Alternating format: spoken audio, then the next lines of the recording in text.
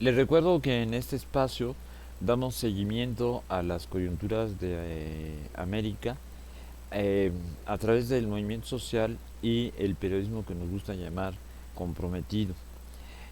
A veces también pasamos cápsulas, pequeñas cápsulas, recomendando materiales que nosotros no hicimos con el link a ellos. Y hoy por primera vez vamos a reproducir un material hecho por alguien más, Mujeres transformando radicalmente un mundo en crisis, se llama la organización, y es un conversatorio donde participan mujeres negras de muchas partes del mundo, no solo de América. Se lo debemos al contacto de Laura Carlsen, quien siempre está muy abierta para nosotros en todos los sentidos. Eh, bien, eh, advertimos que está en inglés, pero tiene traducción simultánea.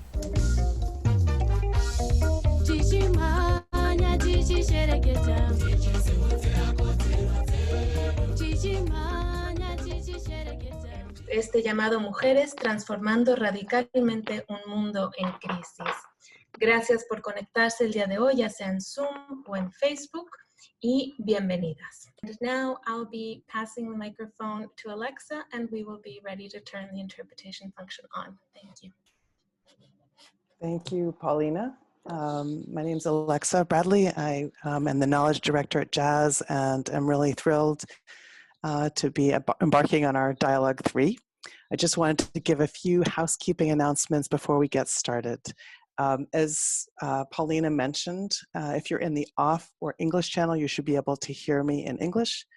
If you're in the Spanish channel, you should hear Paulina interpreting. If you need any help, just as she mentioned, use the chat function. We want to thank Paulina very much. It's part of our commitment to language justice to have her here and to include more people in the conversation. So a couple of housekeeping details. We encourage you to use the chat function, share comments, questions, anything that any responses you have to what's being said. That really keeps it lively. We want this to have a lively dialogue feel. You'll notice in the chat. Pueden ver en el chat que las invitamos a enviar sus comentarios a todas las panelistas y a todas las participantes. Estamos grabando el diálogo el día de hoy y luego vamos a compartir esa grabación. Podrán compartir esta grabación en el futuro. Estamos transmitiendo en vivo en Facebook, como dijo Paulina. Invitamos a los usuarios en Facebook que usen hashtags, el hashtag Jazz Dialogues, hashtag Shift the Power. Estos son los hashtags que vamos a usar en redes sociales. Como vieron, como participantes no tienen la posibilidad de encender su micrófono o su video. Solo las panelistas tienen acceso a micrófono y a video. Por eso es muy importante que compartan sus comentarios en el chat. Y estamos muy comprometidos en asegurar que esto sea un espacio seguro. Y tenemos una política de cero tolerancia para comentarios no negativos, violentos. Y tenemos muchos controles de seguridad en lugar para prevenir eso. Y en caso de que haya algún problema, tenemos un equipo técnica para encargarse del problema. Por favor, sepan que estamos haciendo todo lo posible para que este espacio sea seguro para el tipo de conversación que queremos tener.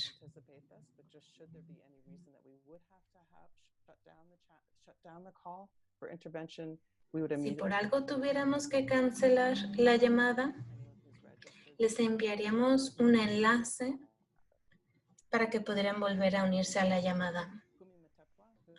Ahora le voy a pasar la palabra a Pumi Metepwa, que es la co-coordinadora de Jazz en Sudáfrica, que es una activista de muchísimos años que ha trabajado en temas de igualdad de LGTBI, ha trabajado a nivel regional en el sur de África y también en Ecuador. Sus raíces en organizaciones en contra de los tratados de libre comercio en las Américas y el foro mundial, social. Podría decir mucho acerca de PUMI, pero bueno, le cedo la palabra que ya inicie el diálogo. Muchas gracias, Alexa. Muchas gracias, Paulina, dice PUMI. De nuevo, bienvenidas a todas. Me entusiasma mucho poder estar en una conversación con colegas, con hermanas. Y en este tercer diálogo, Mujeres Transformando Radicalmente un Mundo en Crisis y pensando en rabia, resistencia y la transformación. Y al mismo tiempo, preguntándonos qué significa este movimiento para nosotras como organizadoras y constructoras de movimientos. Para este diálogo, hemos invitado a activistas que van a compartir con nosotras su perspectiva acerca de el aumento en el sur de África de los femicidios o en Guatemala. Se está socavando la participación, racismo en Brasil. Cada 3 minutos se mata una persona negra en Brasil y por supuesto también en Estados Unidos también hemos visto tantas movilizaciones en las calles y queremos hacer preguntas acerca de estos momentos y qué significan para nosotras a nivel mundial. Me entusiasma mucho presentarles a mis amigas, mis compañeras. Ruth se ha conectado desde Kenia. Mary se conecta desde Estados Unidos. Joanna se está conectando desde Guatemala. Sheila se ha conectado desde Brasil. Y Magda se ha conectado de Alemania. You will find a link of the CVs of everyone on the panel. Please read a lot about the amazing Y work. vamos a compartir un enlace de las presentadoras en el chat. Gracias a todas y bienvenidas. Me gustaría empezar la conversación y empezar con Mary.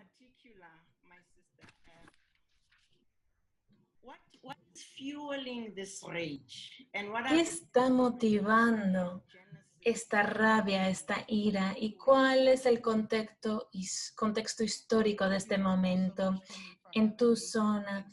Mary dice, muchas gracias, Pumi, por invitarme. Me siento bendecida de poder participar aquí con todas ustedes. Lo que está motivando, alimentando la rabia y la ira, lo que puedo decir es que hemos visto años y generaciones de corazones rotos. Estamos viendo, por ejemplo, el asesinato a manos de las policías en Vidas Negras y, por ejemplo, Breonna Taylor, que fue asesinada en Kentucky. Sus asesinos, la policía, aún no han sido arrestados y no han recibido cargos, no se han hecho responsables. Sabemos que estos son generaciones de desilusión de lo que significa ser un pueblo robado por el imperio americano, que sigue explotándonos, que sigue... Se ve en la estructura de este país que las personas negras para ellos no son valiosas y sabemos que eso es una mentira. Y en cada momento como esto vemos un despertar, una concientización y que se convierte más que la injusticia, por ejemplo, por su empleador blanco, todo eso es parte de la rabia, pero cuando vemos personas negras asesinadas por la policía, sancionado por el Estado, con impunidad, al mismo tiempo que está pasando COVID y tantas personas de nuestra comunidad han estado muriendo por coronavirus, y no tienen la seguridad económica o la seguridad sanitaria que necesitan para poder sobrevivir este virus y asegurar que las personas no tengan que elegir entre pagar la renta o tener que regresar al trabajo. Todo esto es una combinación de trauma generacional, de daño generacional, y también nos recuerda de nuestra relación con este país. Y como dijo la hermana Shakur, las personas negras en Estados Unidos no son ciudadanas, somos víctimas. Y por eso estamos viendo tantas manifestaciones en este momento. Pumi dice, muchas gracias, Mary. Me pregunto, Sheila, si puedes comentar acerca de eso y si hay algún paralelo con lo que estamos viendo en Brasil, el patriarcado, el racismo, el control de los blancos y un gobierno que no le importa la situación actual. ¿Qué piensas tú acerca de este momento y el trabajo que está haciendo la coalición y lo que están haciendo ustedes en Brasil? Hola, buenos días, buenos días para mí en Brasil, buenos días para todas. Me da mucho gusto estar aquí con ustedes, con todas ustedes. Me da mucho gusto poder participar y con tantas mujeres tan interesantes. Yo parte de una coalición de la Coalición Negra de Derechos y es un grupo de 150 de organizaciones del movimiento negro que trabajan juntas con respecto a la acción política aquí en Brasil. Somos muchos grupos con diferentes agendas, diferentes objetivos, todos antirracistas, pero con diferentes manifestaciones.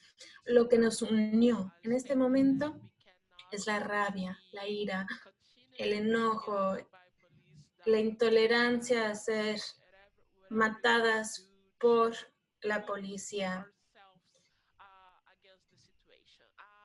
y un intento de hacer todo lo posible para unir fuerzas y al igual a lo que hemos visto en Estados Unidos y en otros países. En Brasil tenemos un gobierno autoritario, tenemos un presidente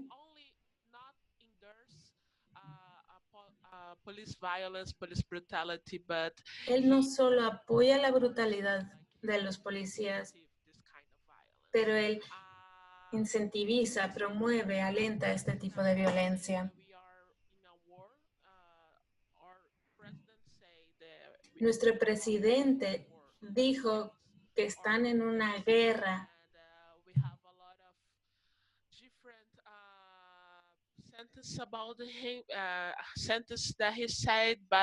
Hay muchas cosas que él ha dicho, pero una de las cosas que más nos impresionó cuando los medios le preguntaron acerca de las muertes sufridas por la comunidad negra, él dijo que nos quieren matar como cucarachas. Esta es la perspectiva de nuestro presidente de la comunidad negra y él habla de esto a nivel público. Imagínense el impacto que tiene eso.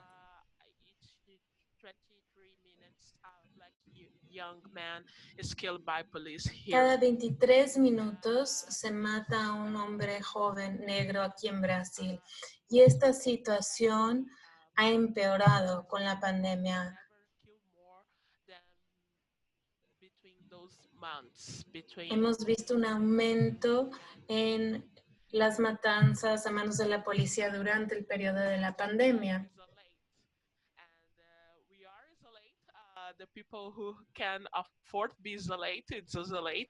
Solo las personas que tienen recursos pueden aislarse, pero la mayoría de la comunidad negra no puede aislarse porque tienen que trabajar, están en la primera línea, trabajan en los servicios esenciales.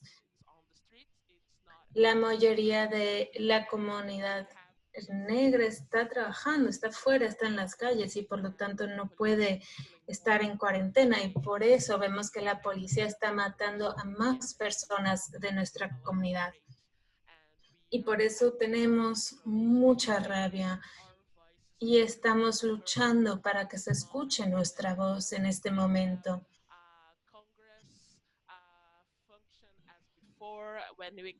El Congreso no está funcionando de la misma manera, o más bien no podemos interactuar de forma social como lo podíamos hacer antes.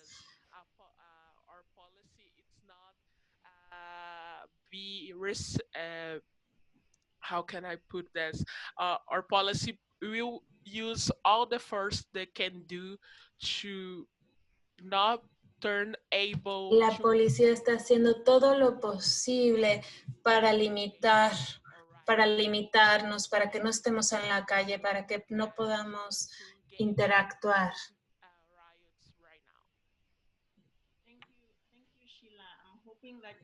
Pumi dice muchas gracias, Sheila, y me interesa mucho hablar acerca de las intersecciones de diferentes tipos de crisis que se están dando en este momento. Ahora me gustaría pasar a Joana, en Guatemala. Acaba de hablar Mary y Sheila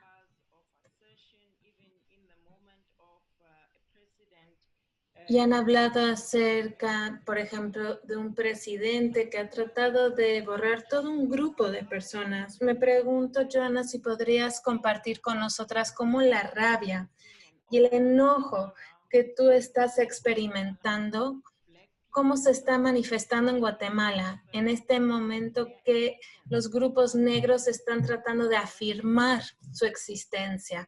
Le pasamos la palabra a Joana.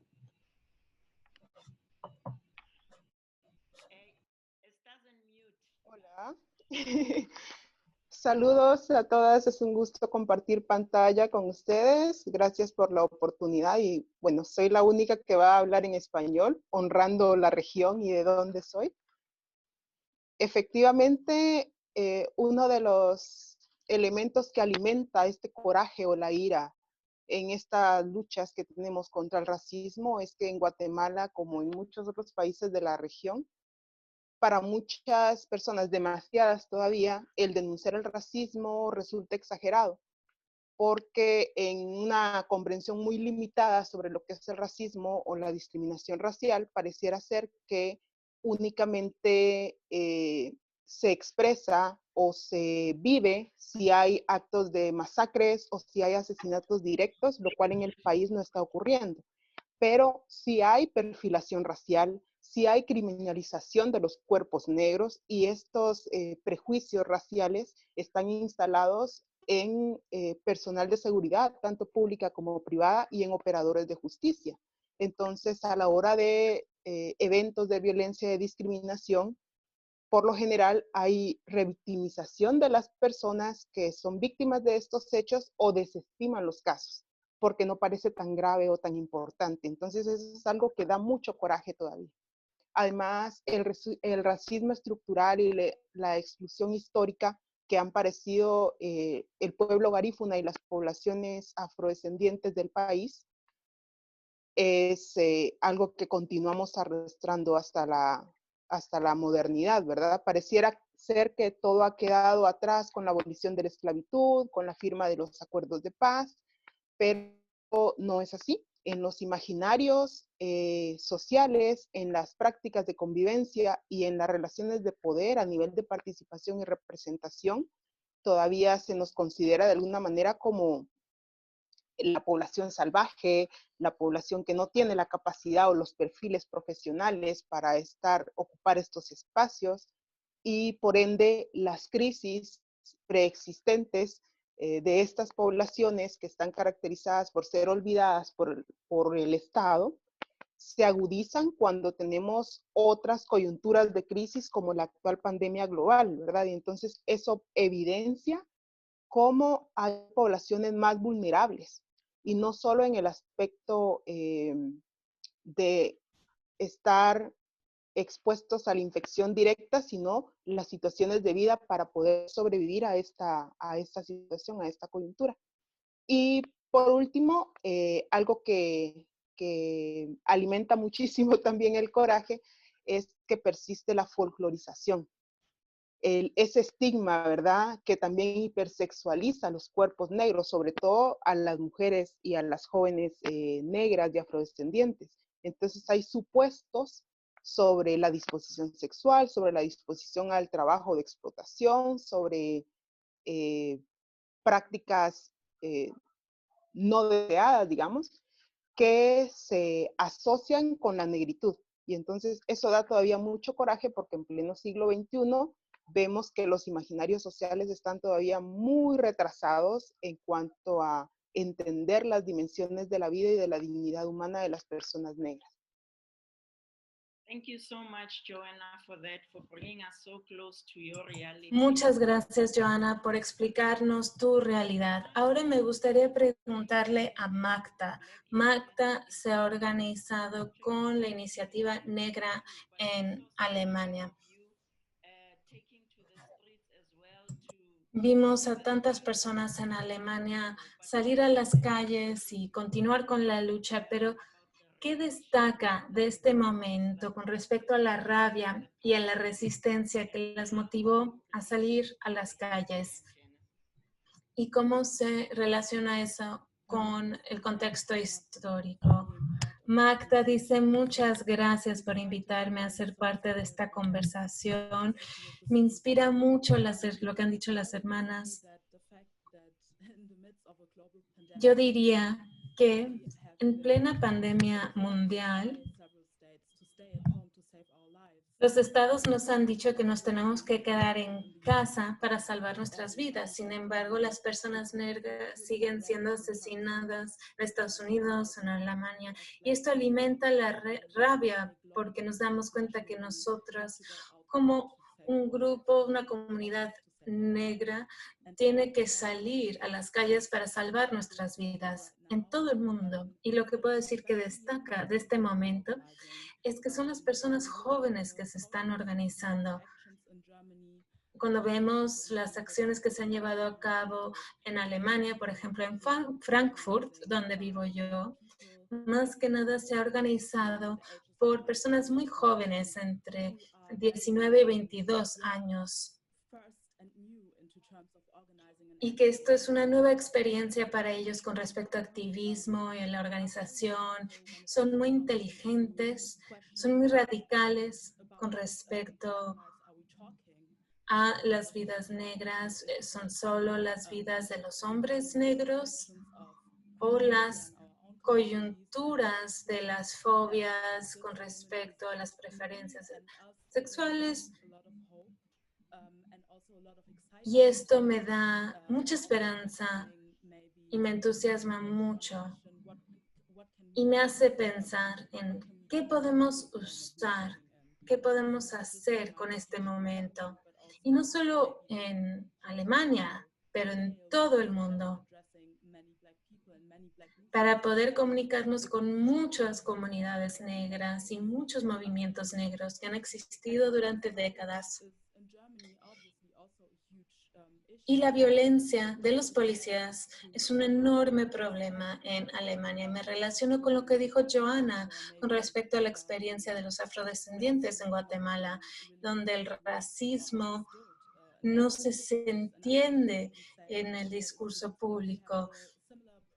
Y yo creo que tenemos un problema muy similar en Alemania, porque aún tenemos que explicar de forma pública en el Parlamento o en los medios qué es el racismo y cómo lo experimentan las personas negras.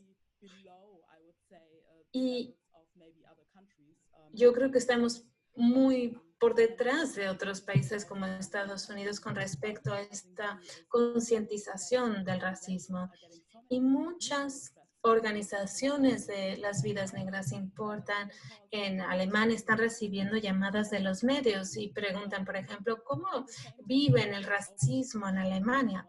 Y al mismo tiempo ya terminamos con esta pregunta. No tenemos que explicarnos o explicar nuestra existencia, pero al mismo tiempo el país nos está forzando a definirnos y a dar explicaciones. Eso me hace pensar en cómo este tipo de preguntas de los medios nos impiden el poder avanzar y el salir a la calle y a luchar por nosotras mismas. Me dice, muchas gracias, Magda. Y ahora, Ruth puede hablar acerca de asuntos postcoloniales. ¿Cuál es nuestra situación actual? Fue impresionante ver la violencia de los policías en Kenia y lo que está sucediendo en el campamento de refugiados. Y como dijo Magda, nos hace pensar cuáles son las vidas que importan.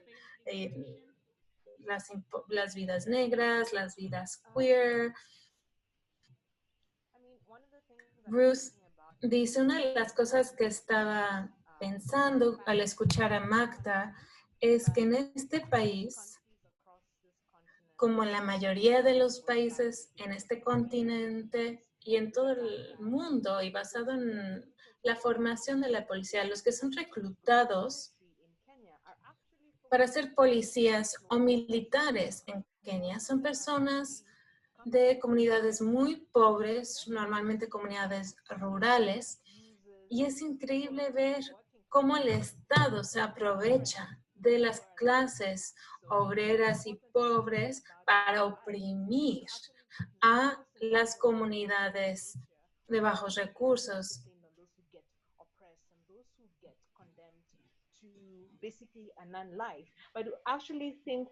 Esto nos ayuda a pensar en cómo las personas que ya están condenadas a vivir vidas horribles son reclutadas por el Estado para ser los actores, los agentes de la violencia.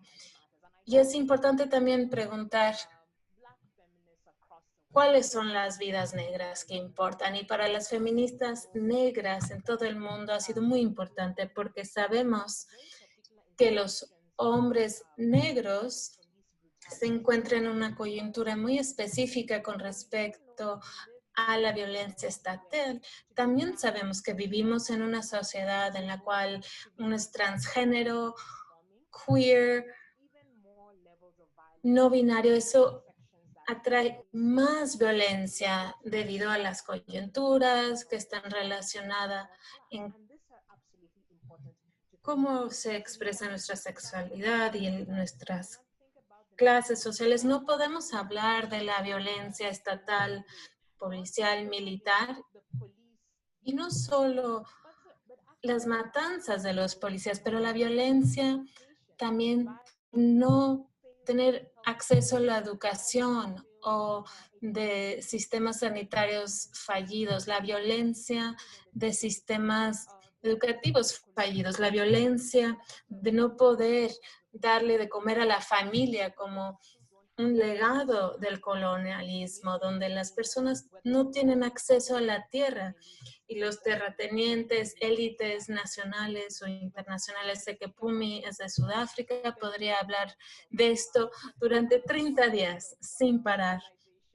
La política de la colonización y la tierra, es importante vincular todas estas coyunturas. Y también se mencionó Kakuma. Hace unos años en mi país, desafortunadamente por la intersección entre la islamofobia, los somalíes siempre han sido tratados de una forma muy problemática por el Estado. Se creó un tipo de campo de concentración. Ser africana incluso es un problema en este continente. no es algo que solo pasa en Estados Unidos, en Europa, en el Caribe o en Latinoamérica. Incluso en este continente, si uno es un refugiada, aún sufrimos niveles de violencia que son tan problemáticos con respecto a las luchas anticoloniales cuando estábamos tratando de liberar a este continente. Tienes razón, Pumi, tenemos que hacer estas conexiones y tenemos que ver cómo diferentes cuerpos emergen dentro de un sistema y es importante hacer esos vínculos y esas conexiones en este momento y pensar en una liberación radical, no una liberación procapitalista o una liberación basada en el occidente. Pumi dice muchas gracias, Ruth.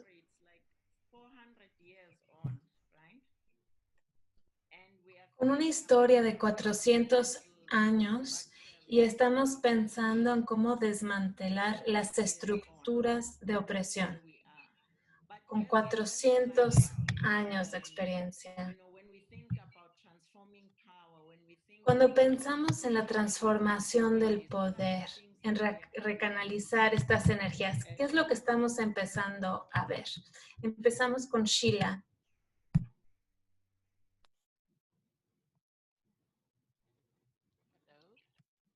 Are you listening?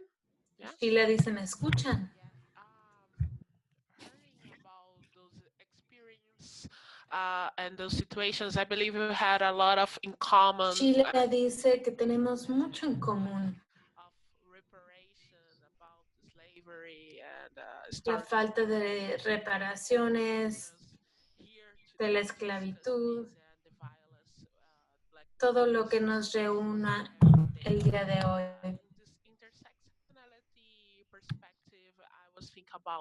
Con respecto a las coyunturas, siempre pienso en un movimiento que tenemos aquí en Brasil y no sé si ustedes han tenido la misma experiencia en otros países.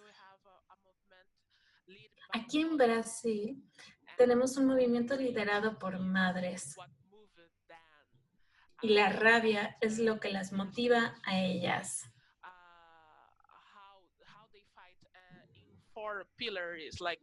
Y creo que es muy interesante ver lo que hacen ellas. Trabajan con respecto a la memoria, la justicia, la verdad y la liberación. Y es un movimiento liderado por madres que han perdido a sus hijos como consecuencia de la brutalidad de los policías. Y su lucha no solo se centra en reparaciones, sino luchan por la justicia, la memoria, la verdad.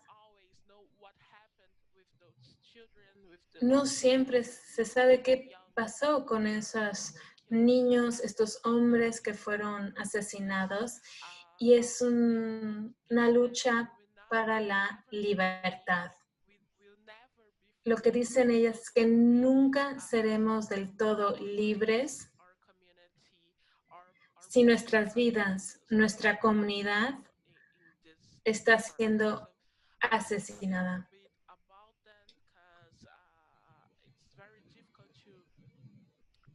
Connect this struggle in a woman perspective, because when we're talking about police violence, cuando estamos hablando de la violencia de los policías, normalmente es en contra de los hombres, en contra de hombres jóvenes que son matados por la policía.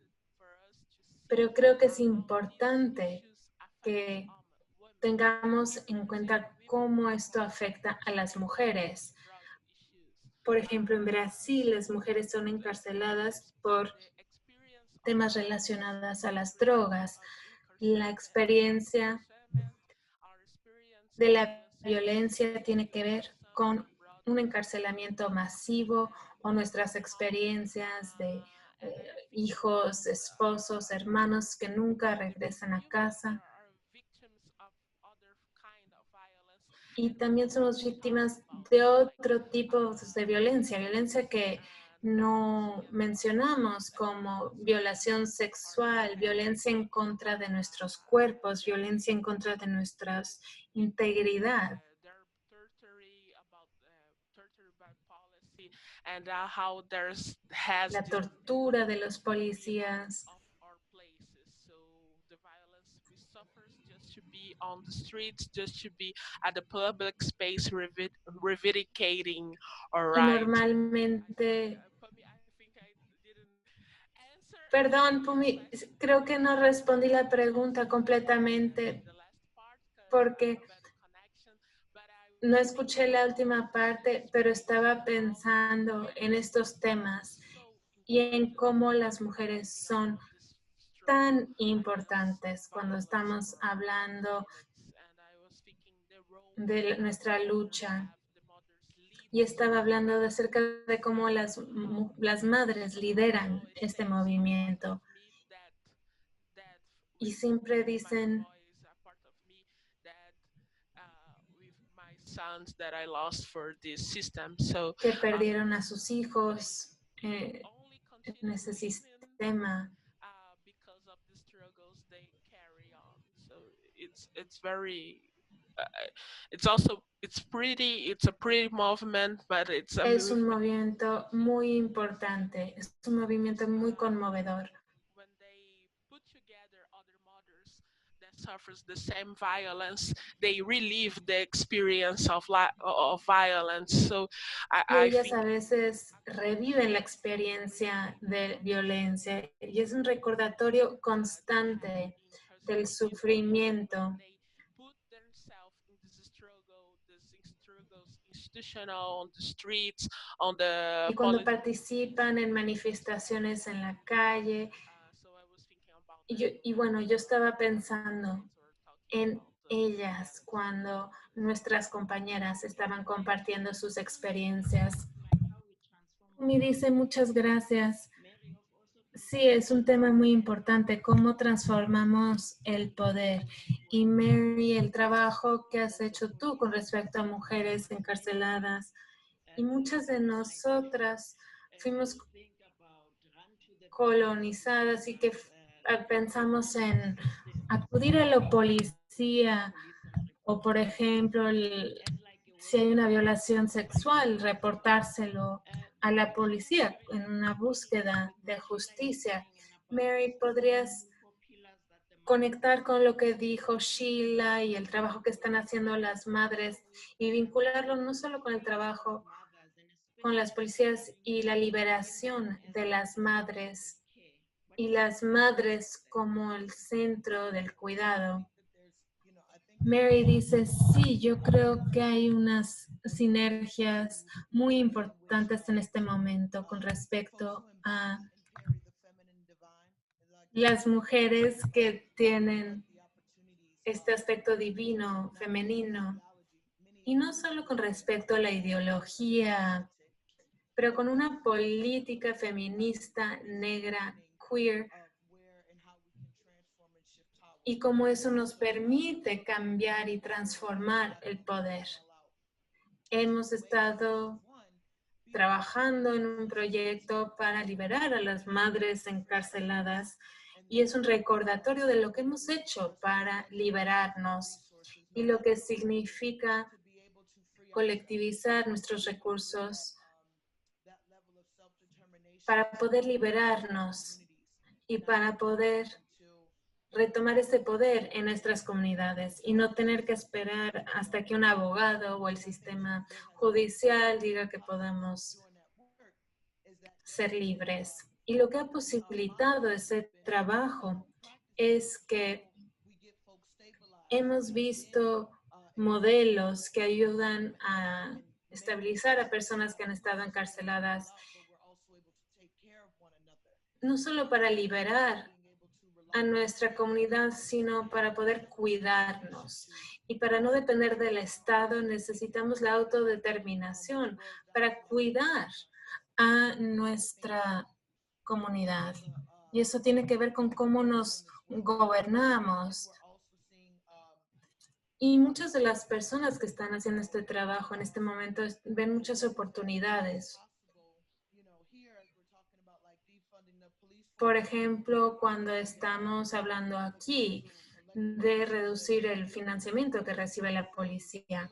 Hay tantas personas que tienen miedo, dicen algunas personas, y lo que me da gusto escuchar acerca de las madres y del pilar de la memoria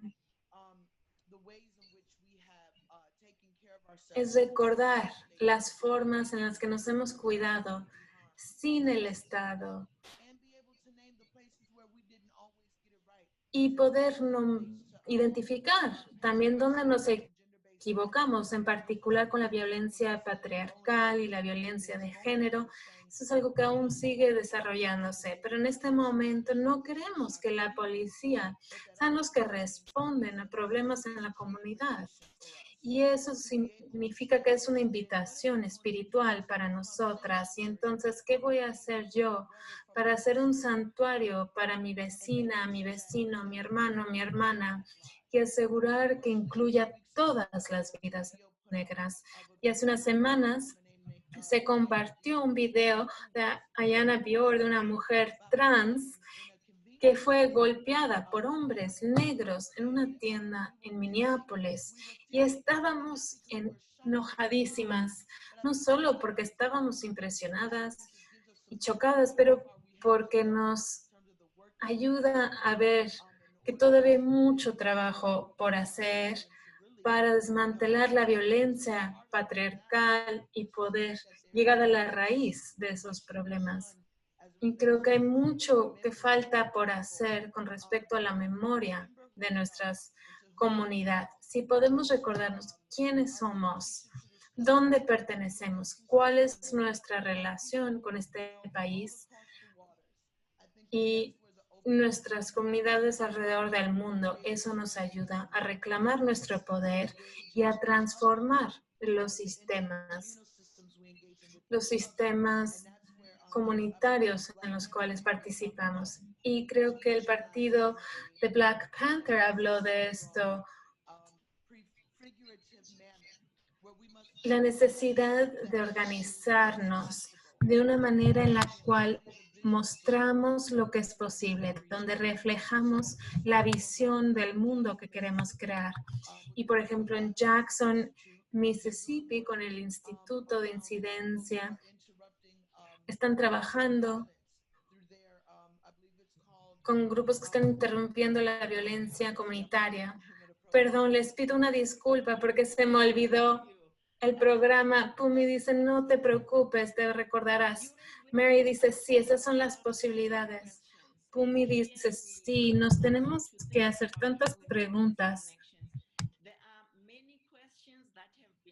Hay muchas preguntas que se han hecho en el chat. Y antes de continuar con nuestra conversación, me gustaría invitar a Shireen, que es la directora de Jazz, y Daisy Flores, que es la directora de comunicaciones de Mesoamérica, para compartir con nosotras algunas de las preguntas que han hecho en Facebook y en el chat.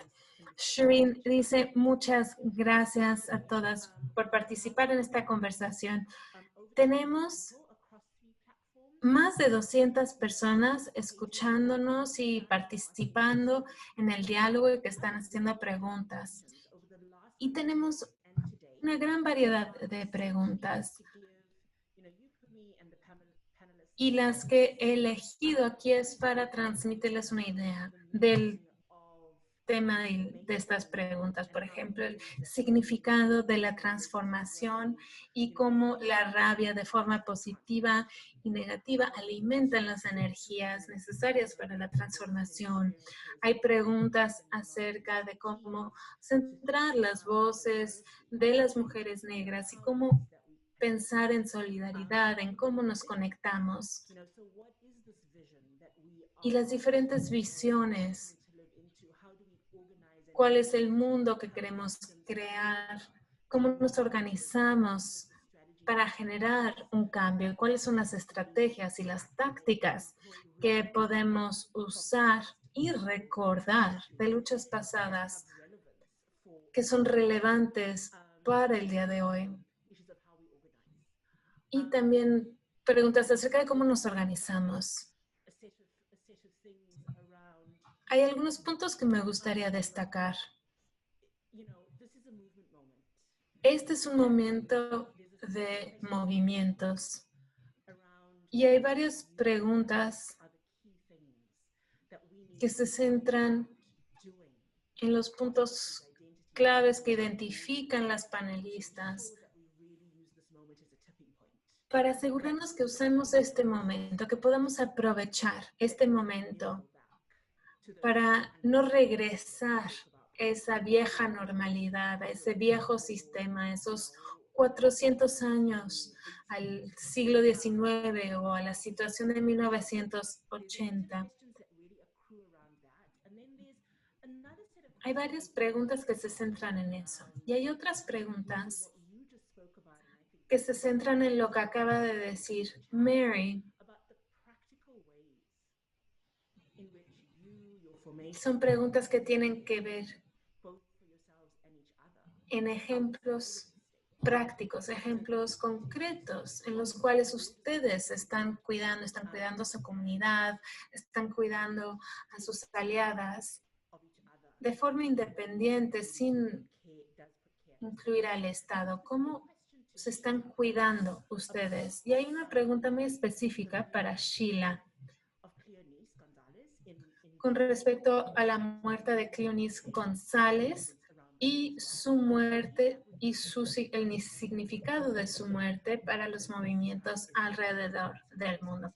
Ahora le cedo la palabra a Daisy. Y gracias a todas las que nos están escuchando el día de hoy. Como bien dijo Shireen, somos más de alrededor de 200 personas quienes estamos en este diálogo y es realmente un placer poder compartir con ustedes este tipo de preguntas. Nosotras en los diálogos de español tenemos también un bloque de preguntas que tiene que ver con cómo abordamos al interior de nuestros movimientos y al interior del movimiento feminista en particular el tema del racismo, cómo se puede combatir, cuáles son los tips que se pueden dar para combatir el racismo. Al mismo tiempo, una vez pensemos y hablemos de cómo podemos abordar el racismo y el colonialismo en nuestras comunidades y en nuestros movimientos, porque tenemos que tener conciencia de que también existen nosotras, cómo podemos expresar la solidaridad con estos movimientos antirracistas. Y hay una pregunta específica que tiene que ver con la violencia que enfrentan las personas negras a partir de la policía. Y es una pregunta general para todas ustedes que nos hace una compañera desde Guatemala y nos dicen que si ustedes piensan que la brutalidad policial en contra de las personas negras es parte del entrenamiento policial como parte del imperialismo y de conectar todos esos puntos que estábamos hablando antes, o es parte de nada más una expresión del racismo que tienen los policías. Así es, saludos a todas las que nos están escuchando y continuemos con este maravilloso diálogo. Thank you very much, Daisy. Muchas gracias, Daisy, y gracias a todas las que están compartiendo preguntas y comentarios en Zoom y en Facebook. Muchas gracias.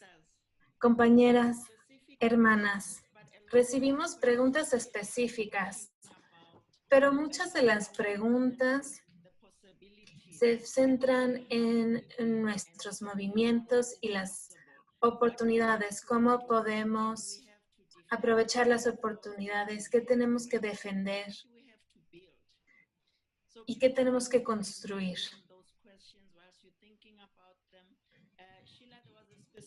Sheila, había una pregunta específica para ti acerca del asesinato de Gladys González.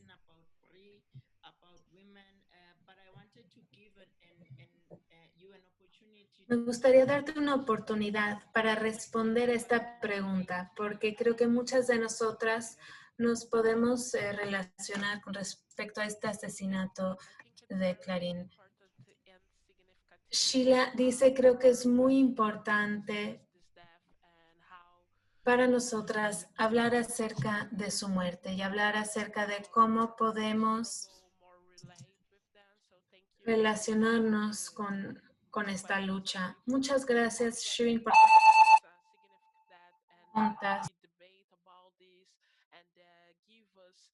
Strength to our struggle, but unfortunately here in Brazil is not a very just debate in the public arena, so it's very is very important for our Black Para movement. nosotras en Brasil es muy importante y el debate público no tiene la misma fuerza que tiene el movimiento negro y las organizaciones. Todas sabemos que la comunidad negra en Brasil representa más que la mitad de la población en Brasil que se considera negra, pero el movimiento negro no es tan grande. We do this fight every day to have this Luchamos todos los días para tener este reconocimiento. La mayoría de ustedes probablemente han escuchado hablar de este mito de democracia racial que se ha vivido durante muchas décadas en Brasil.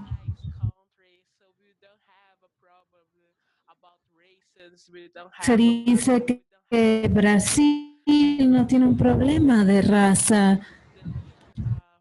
y que no tenemos, por lo tanto, que hablar de temas raciales. Esto es lo que se ha dicho durante muchas décadas.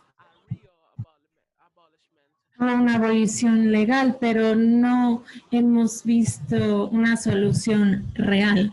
Y por eso hablamos de 132 años y su legado.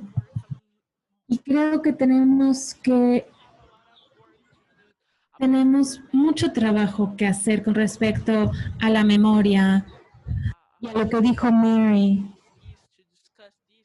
Es tan importante hablar de esto con nuestra comunidad. Es importante hablar de la memoria y de recordar lo que vivieron nuestra comunidad durante 400 años y de cómo esto sigue impactando nuestra sociedad. Y por eso no tenemos representación en el espacio público y no tenemos poder económico.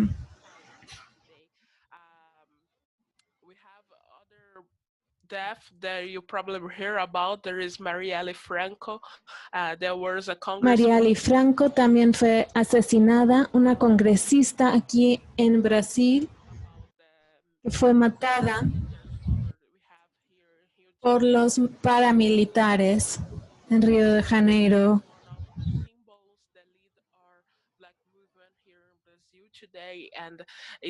Y esta muerte motiva nuestro movimiento. Una mujer, una congresista, que era lesbiana, una mujer de las favelas, Marielle Franco.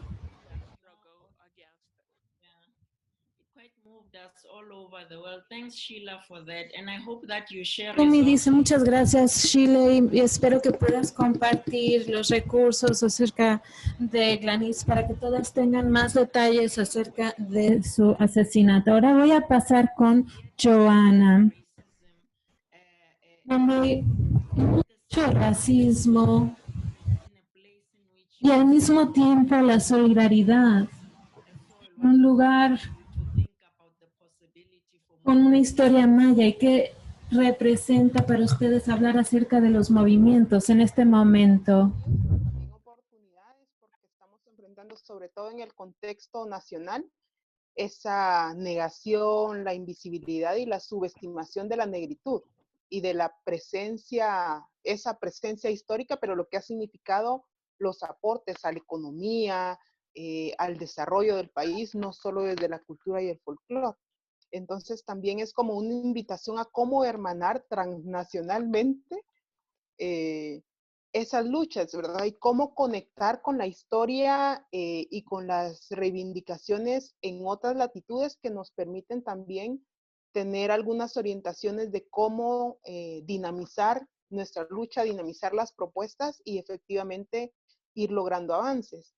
Porque obviamente sabemos que este registro de exclusión estructural, de olvido del Estado, tiene más de 500 años y para la población afrodescendiente, al menos en la región de Centroamérica, tiene de manera directa más de 200 años. Entonces, esa parte de la negación, del estigma, de la negritud, es algo que hay que transformar en los imaginarios y que se le está apostando mucho desde las luchas y las propuestas sociales. Y obviamente también cómo vitalizar el protagonismo de las mujeres en todas estas etapas y cómo reconstruir esa historia desde las voces protagonistas, porque también, si bien es cierto, las brechas de desigualdad dejan en segundo o tercer plano a las poblaciones afrodescendientes y garífunas en general, las mujeres quedan todavía más relegadas en todos los ámbitos, porque también sus contribuciones, nuestras contribuciones, están siendo anuladas, negadas, subvaloradas en todos los ámbitos de desarrollo.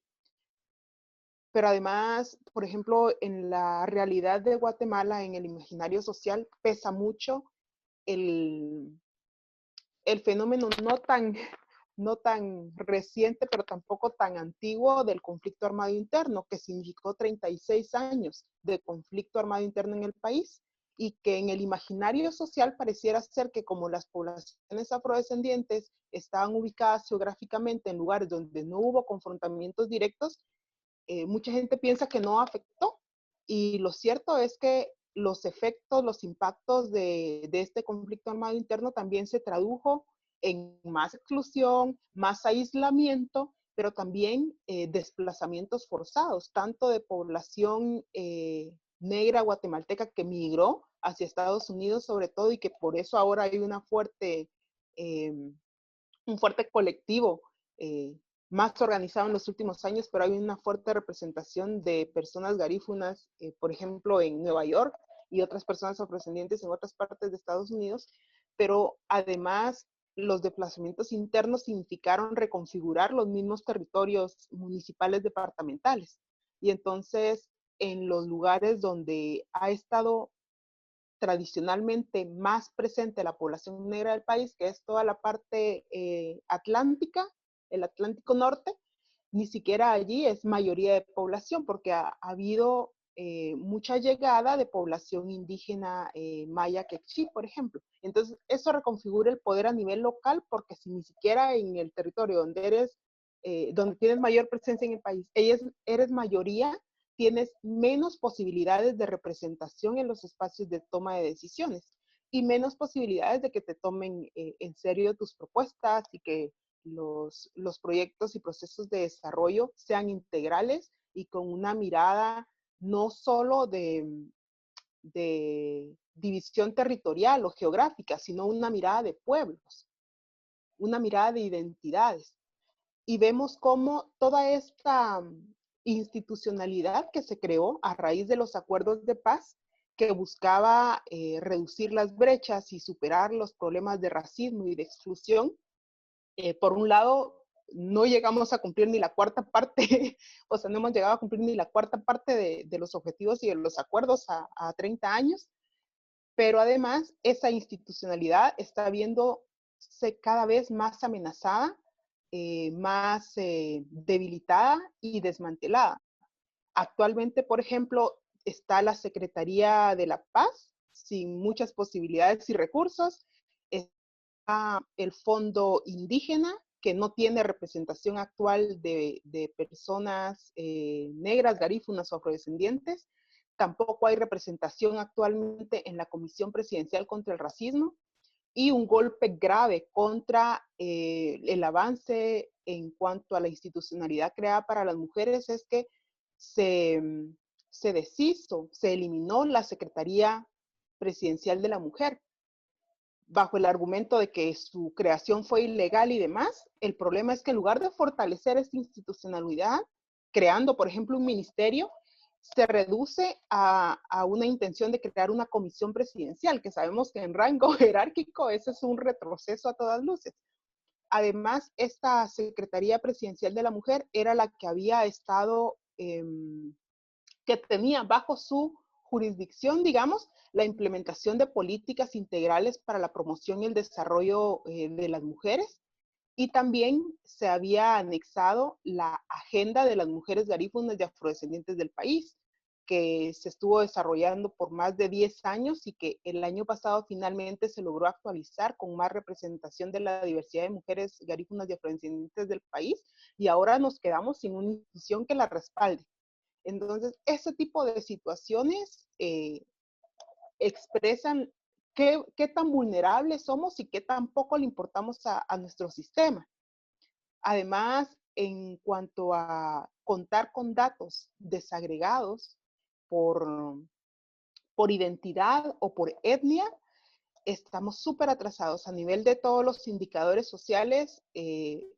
A partir del censo que se realizó en el país en el 2018, se logró que por primera vez ahora tenemos datos desagregados de la población afrodescendiente, porque hubo la oportunidad a través de la incidencia de lograr que se registraran las distintas opciones para autoidentificarse. Entonces ya no aparece solo garífuna como se venía manejando desde los acuerdos de paz.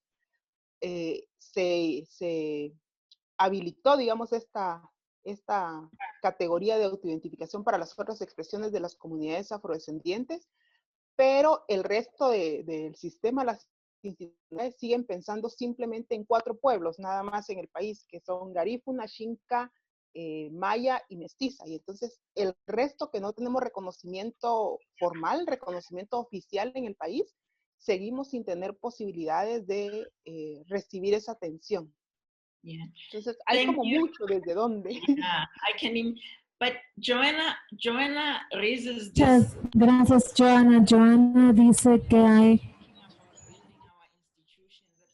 por ejemplo, por un lado estamos hablando de fortalecer las instituciones y por otro lado no queremos depender de las instituciones. Esto es algo que podemos contemplar conforme continuamos con la sesión de preguntas y respuestas. Y ahora paso con Magda, el racismo. Y en Alemania como hija de refugiados y tu trabajo en el movimiento feminista, ¿cuáles son tus reflexiones y qué podemos aprender de ese trabajo? Primero me gustaría compartir algunas ideas y algunas reflexiones. Es muy interesante escuchar las diferentes perspectivas de las vidas negras. Y en el contexto alemán, como ya se mencionó, yo soy hija de refugiados. Yo nací en Alemania y crecí en Alemania, pero quizás no me identificaría como otras personas negras en Alemania, como alemana o afroalemana. Y yo creo que el potencial de alzar nuestras voces y organizarnos en Alemania tiene que ver con el hecho de que el ser negro o ser negra en Alemania es muy diverso. Tenemos personas de diferentes raíces y orígenes, incluso antes de que existiera el proyecto colonial alemán. Y el hecho de que yo sea parte de la iniciativa de personas negras que fue fundada hace 30 años, también me hace darme cuenta que nosotras o comunidades negras en Alemania no podemos hablar de una sola comunidad, no hay una sola comunidad negra en Alemania. Y creo que eso es muy importante tenerlo en cuenta porque eso es diferente en otros países europeos, por ejemplo, donde la mayoría de las personas negras comparten la misma historia con respecto al colonialismo, y en Alemania tenemos personas negras de diferentes países que no necesariamente tienen la misma experiencia colonial alemana o con otros imperios, Y yo creo que el potencial es escucharnos y reconocer que, por ejemplo, la situación de las refugiadas negras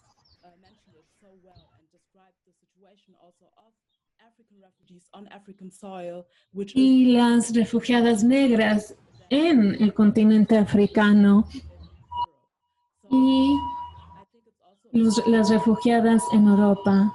Y es importante notar que cuando hablamos de los movimientos negros en países en Europa, no son solo movimientos negros de personas que tienen un pasaporte alemán, sino, por ejemplo, organización de base, son refugiadas negras que son más visibles con respecto a la policía y a la violencia de los policías. Y cuando yo experimento un perfilación racial, es diferente que una persona que no tiene un pasaporte alemán y que ha sido violentada por la policía. Y creo que las preguntas que tenemos como la comunidad negra es también criticar.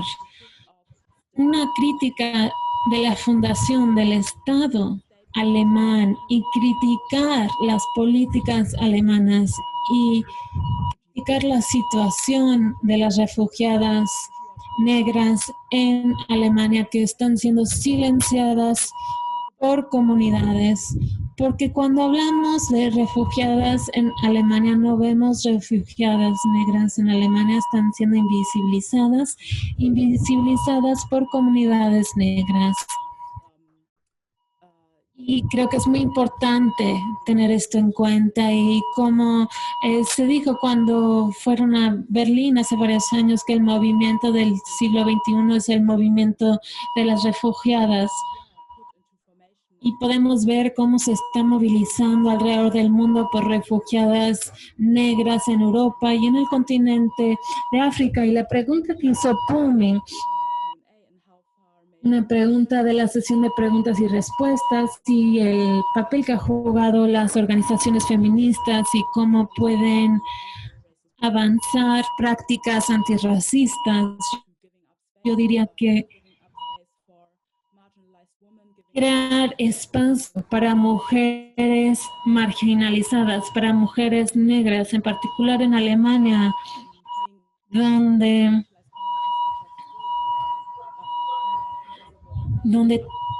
somos más invisibles que otras comunidades no blancas. Y la importancia es en este momento mencionar y articular y hablar acerca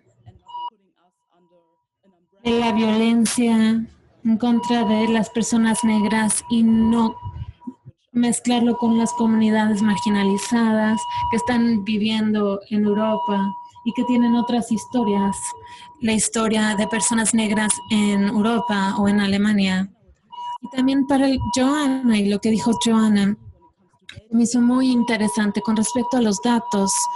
Alemania, como saben, tiene una historia muy complicada con respecto a los datos debido a lo que pasó durante el Holocausto. Y una de las luchas de la comunidad negra durante más de una década es también usar datos y usar un censo, una encuesta, para que las personas negras en Alemania puedan registrar eso y que tengamos números oficiales. Solo tenemos estimaciones, pero no sabemos cuántas personas negras están viviendo en Alemania porque estos datos no se están recopilando. Nos preguntan si tenemos antecedentes de migración, pero eso es muy vago. No sabemos cuántas personas negras viven en este país y muchas personas negras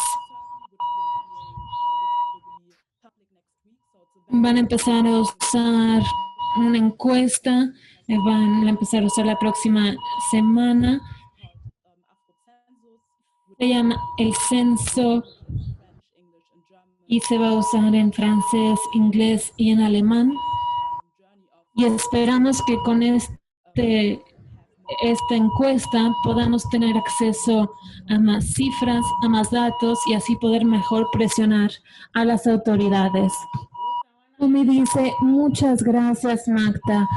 Ruth, me gustaría preguntarte acerca de nuestras responsabilidades. Por ejemplo, cuando pensamos en múltiples formas de violencia en nuestro continente, ¿cuál es la responsabilidad de nuestro movimiento? Ruth dice, yo creo que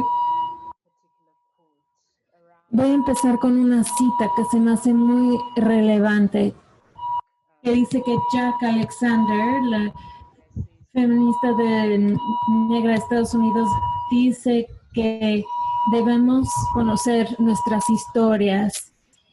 Conocer nuestras historias nos permiten no suponer ciertas cosas de las historias de opresión.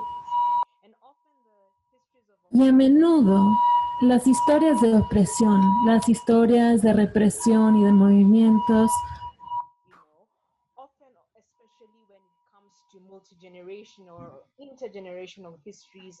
a menudo estas historias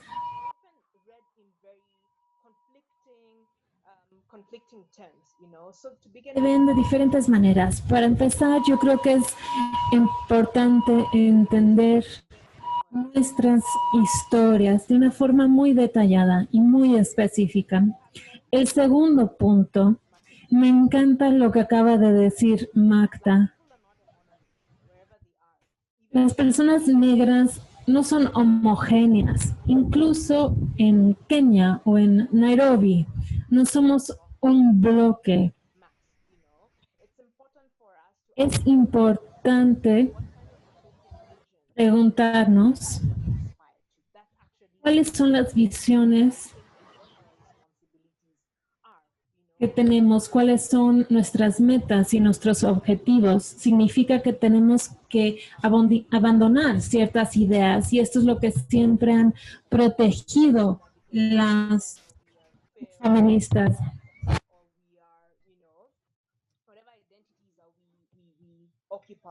Ya, sin importar nuestra identidad, que significa que tenemos políticas radicales. El ser negra no es un sinónimo.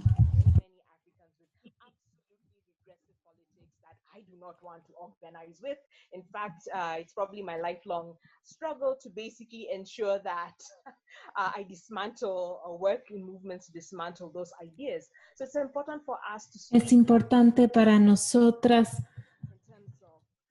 alzar nuestra voz y hablar acerca de nuestras visiones. Mi responsabilidad como feminista, como alguien que está trabajando con las coyunturas y con respecto a la tierra.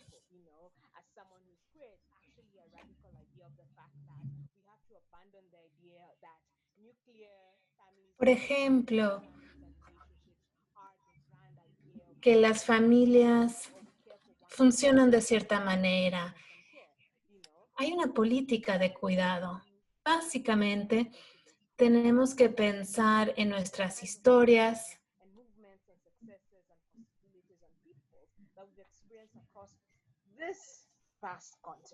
y las experiencias en este continente.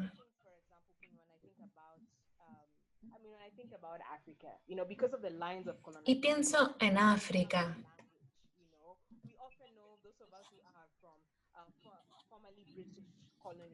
Know very little about French West Africa, for example, or Lusophone Africa, just even because of the politics of language. So much. La política del lenguaje es muy importante.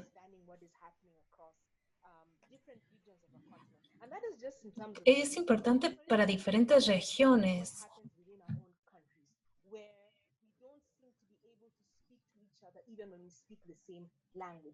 Y a veces cuando hablamos el mismo idioma no nos podemos comunicar.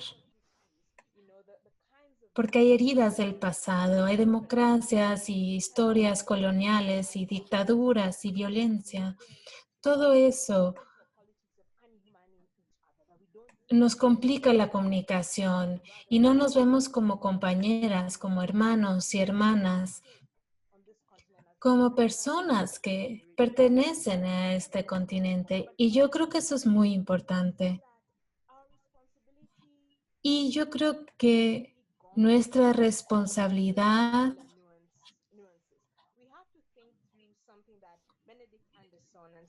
Benedict Anderson, y esto es algo que se ha elaborado y muchas personas, sí, una política de comunidades imaginadas. Y eso nos permite avanzar de esta idea limitada de movilización y nos ayuda a pensar en oportunidades y poder imaginarnos más. Me dice muchas gracias, Ruth. Sí, pensar en la lógica del movimiento, eso es muy importante. Y Mary, con la rabia, resistencia y transformar. Ustedes, compañeras, hablaron mucho acerca de la felicidad y de la importancia de la felicidad al mismo tiempo que vivimos en esta pesadilla que es el patriarcado blanco y el capitalismo. Ustedes han hablado de la felicidad. Compañera Mary, me gustaría que hables un minuto acerca de eso y puedas compartir tu canción con nosotras. Mary dice, hay una palabra que mis ancestras me dieron hace varios años y que le he dicho a menudo y lo hablo ello acerca del mandato. Y el mandato para las personas negras en este momento es poner un final al sufrimiento de nuestra comunidad y ser transformadas en el trabajo. Y me gustaría responder a la pregunta con esto. Y esto quiere decir que puede pasar de diferentes maneras y yo creo que para poner fin al sufrimiento y al trauma generacional, que sí es algo que pasa y que se pasa de generación en generación, pero también podemos pasar de generación a generación el amor y la felicidad. Y yo creo que cómo hacemos el trabajo es igual de importante que el trabajo. Si estamos enojadas, no va a ser sostenible. Tiene que ser divertido, sexy. Tenemos que hacer todo eso. Por ejemplo, usar lo erótico y cómo el deseo juega un papel en cómo participamos en un movimiento. Sí, necesitamos esa felicidad negra. Esto pasó muy rápido. Pumi dice, no, nunca hay suficiente tiempo. Voy a compartir una canción con ustedes de una compañera.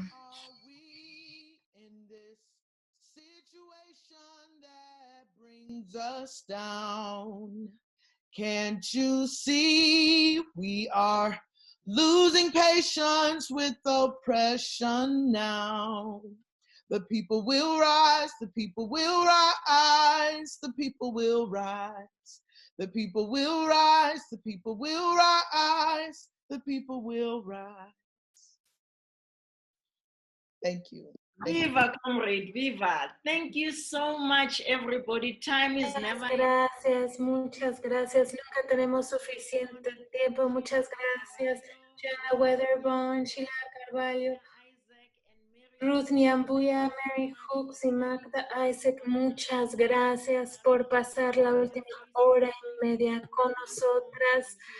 Gracias a todos los que nos escucharon en Zoom y en Facebook. Muchas gracias y estaremos en contacto en los próximos diálogos y estaremos hablando acerca de cómo feministas podemos transformar este mundo.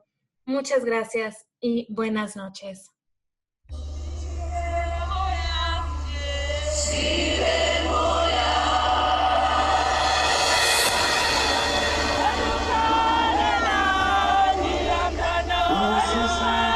Black people will be free in America. Black people Tanzania, Africa, and everywhere else. Long live the spirit of George Floyd, long live! Long live! This is a message of solidarity coming out of Cape Town, South Africa. We will keep fighting. We will keep standing together. Family, we love you. See you. We see you. We join you. Aluta continua. Ma-Afrika amahle, siyanithanda, ralerata.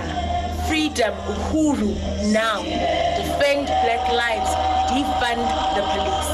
Izwe lethu i-Afrika, inkululeko ngoku. Comrades and family in the movement for Black Lives in the US, comrades in Brazil organizing under the Coalition for Rights, comrades across the Americas and across Africa and Europe, we continue to stand with you in this time of struggle, in this time of the devaluing of our lives, but to elevate our voices in unity to say we are together, we will build this global movement, and we will continue to rise, and we will continue to win.